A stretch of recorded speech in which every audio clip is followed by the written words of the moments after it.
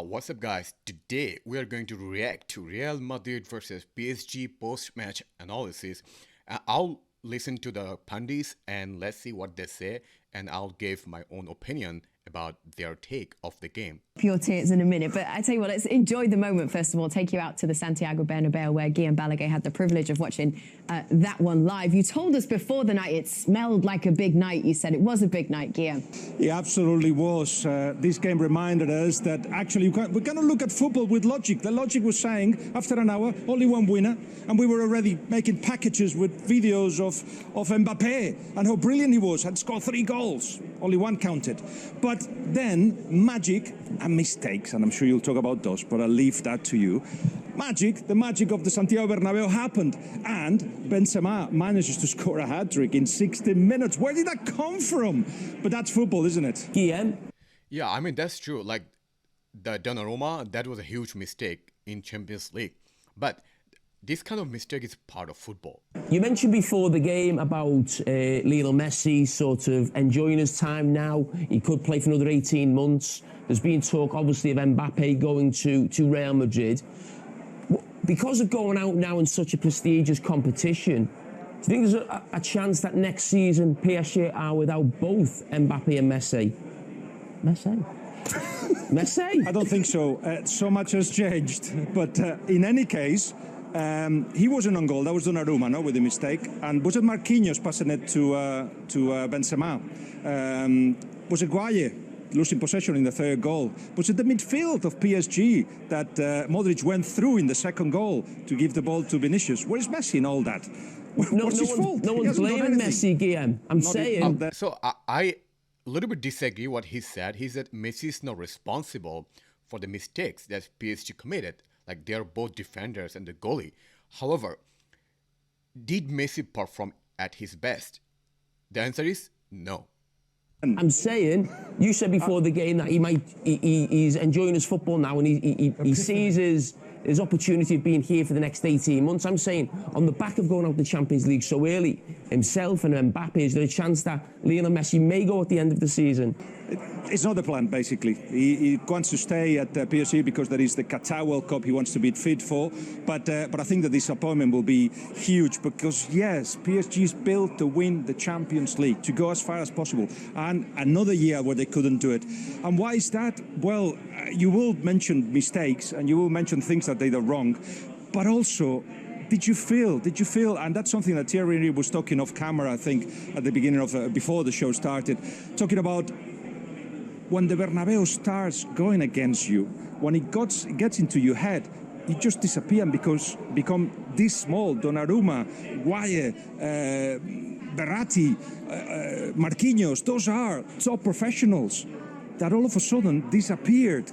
So how do you analyze that? Certainly not with logic. I give you magic.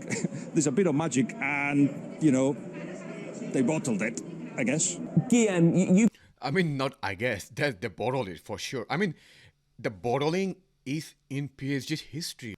Cover obviously the Spanish league and know it a lot more than us, and we're talking about some of the great players who are on show tonight, namely in the PSG team. But what is the feeling around Benzema and how he's seen, you know, throughout the world, or certainly in the legendary Real Madrid sort of attacking players we've had over the years? Is he underrated, or has he really appreciated that Real Madrid? He's now appreciated, has been appreciated for, I would say, 4 or 5 years in Madrid.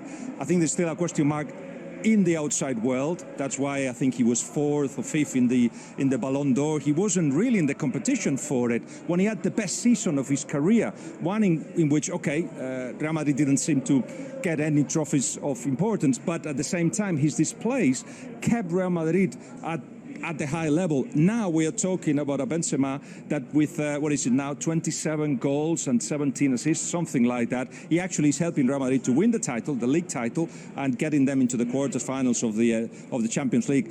You would say right now in form, Mbappe, Lewandowski and Benzema are 3 best players in the world. What does this result do for Pochettino's future at PSG, Guillem? So yeah, I totally agree. Benzema is underrated, actually. I mean, he's not just a striker, he's a player. Like, when he's on the pitch, he makes everyone else play much better than what they play.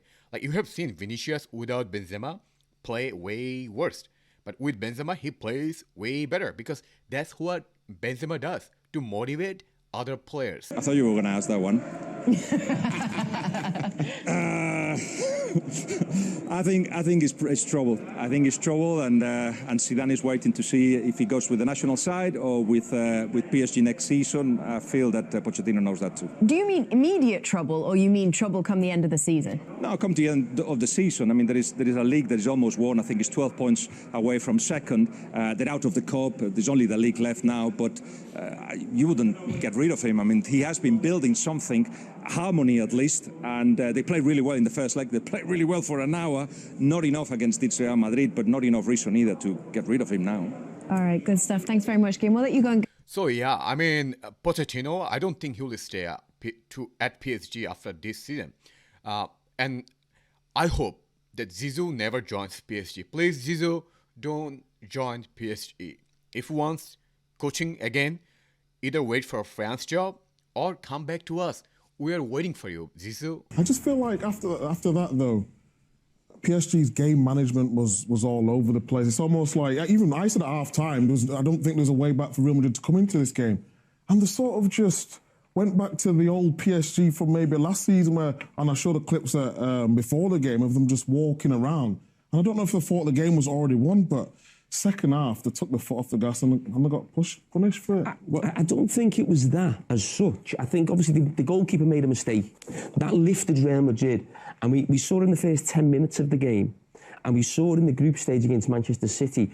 When a game becomes quick and the intensity of the game rises, as it did at 2-1, they can't cope because they don't all defend or play as a team. And it's just too fast for them. And they couldn't keep up with a Real Madrid team. Well, let's be honest, are an aging team as well, but got an extra bit of energy from the support, a bit of belief that they could get something from the game.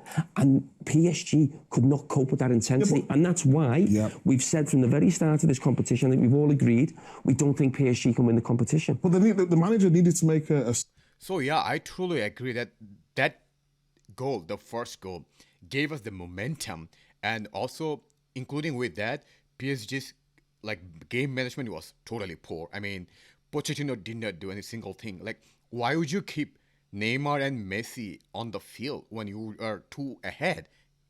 You should sub them out, some of them out, bring out different players, and then do something different.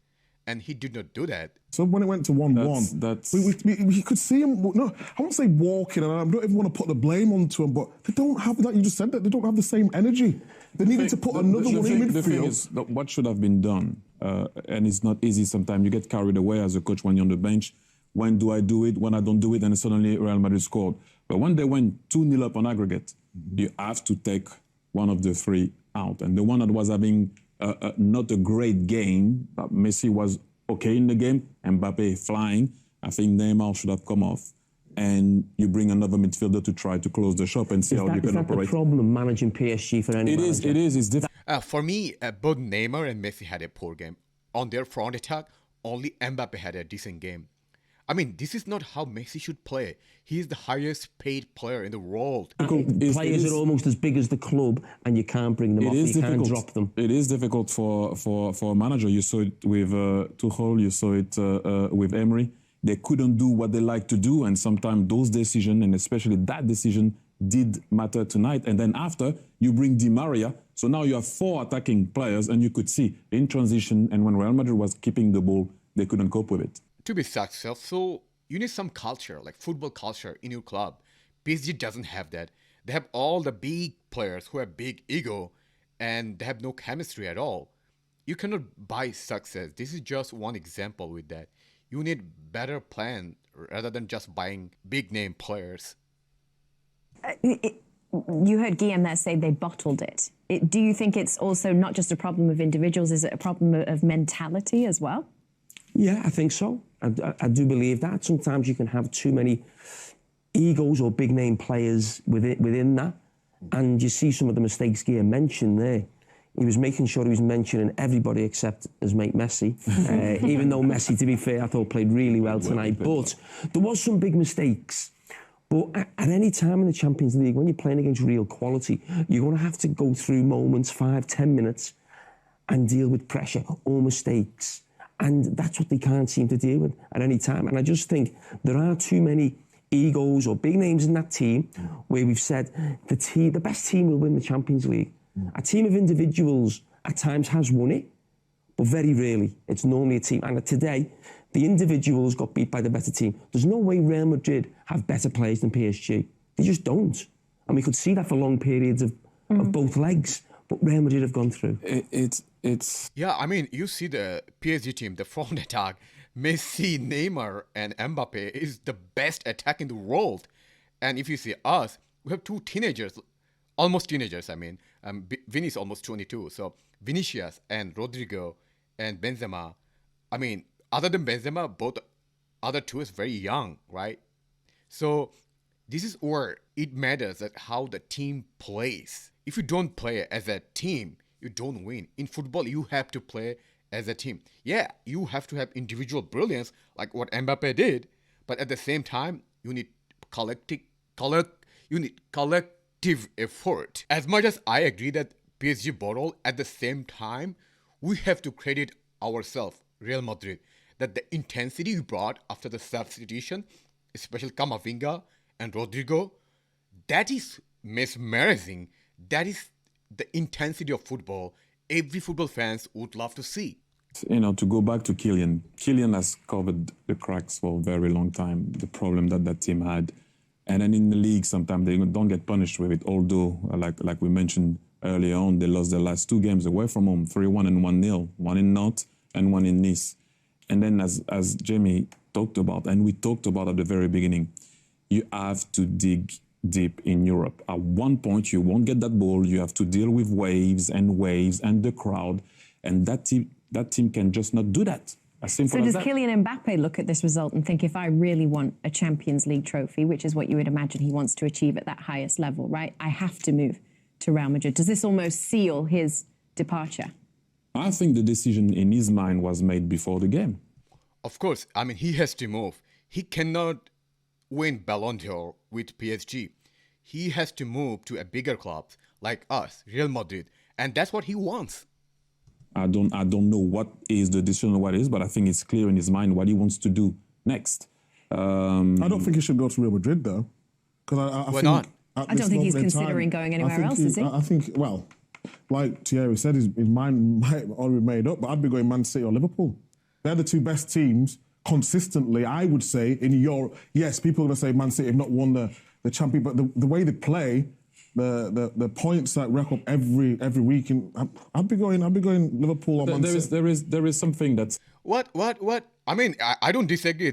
Like Man City and Liverpool are two of the best teams in the world right now. But you have to see the bigger picture, the club history. Okay, let me ask you a question. In last 10 years, how many Champions League titles won by Man City and Liverpool versus Real Madrid? sometimes you still have nowadays players that wants to play for a team that they used to support or that they like, and I can understand that. I don't know anything. I'm not. It again shows that the Premier League pundits or fans have no clue about the football heritage. Saying something that I know of. I'm saying sometimes players like, you know what, I used to support that team. I don't care who plays well or not play well in Europe. This is where I want to go because this is what I feel. And I think that might be the case with him if he goes there. I agree with Mike. I've always felt that for Mbappe, he's that good. He can almost almost map out his career in some ways. So Real Madrid or Barcelona would still want him at 25, 26. And I think not just because Liverpool or Man City we class as two of the best teams in Europe right now, just sampling the Premier League, for 3 or 4 years. So, you've done the French league, then you go to the Premier League, which is the best league. And then you're thinking 2 or 3 years, Barcelona and Real Madrid will be back. Because this Real Madrid team will not win the Champions League. Absolutely no chance of winning the Champions League. But I mean, last year they said the same thing about Chelsea, that they will never win the Champions League, right? All the pundits said the same thing. In football, you don't know what will happen. Yeah, we don't have the best squad. We don't have the best coach. I understand that. We don't play the best game. But what we have is Real Madrid DNA. We can win anytime. I mean, any team can win. We have seen Champions League. Like Chelsea won 2 times Champions League. They were never the favorite. No one rated them, but they won it. So you cannot just say that we cannot win Champions League. Ultimately had something that PSG didn't have. But I think in terms of mapping his career out for himself, I think that'd be perfect to come to the Premier League for 3 or 4 years and then have 4 or 5 years at a Real Madrid or a Barcelona. I have to talk about Modric, because if that's the end of an era, I want to be part of his end of an era. The way he ran the show in the second half. No, just Kate posed a question. No, the way he played in the second half. Seriously, 36. The guy won everything. The way he played, it was like, Verratti was playing well in the first half, and he played well in the first leg. He said, "This is my time." And when Camavinga also came on, he helped him to say that. But Modric. He was allowed to play well though. From PSG's front three, he was dropping into areas where they was not tracking him. I got it. He started having the game management and dictating the play of the game. And yeah, you have to give him his credit, though. Yeah, for sure. Yeah, I mean, the second half, oh my God, Modric had one of the best second half. I mean, first half, he wasn't good at all. But second half, he showed up. What was the result of that? Because of inclusion of players who can defend like Camavinga, so that he doesn't have to defend deep as who was doing it in first half. And we saw the difference. He was everywhere. Like he was playing like a toys. Like all the PSG players like a toys for him. Like 4 or 5 players, he's dribbling against them. It's like nothing.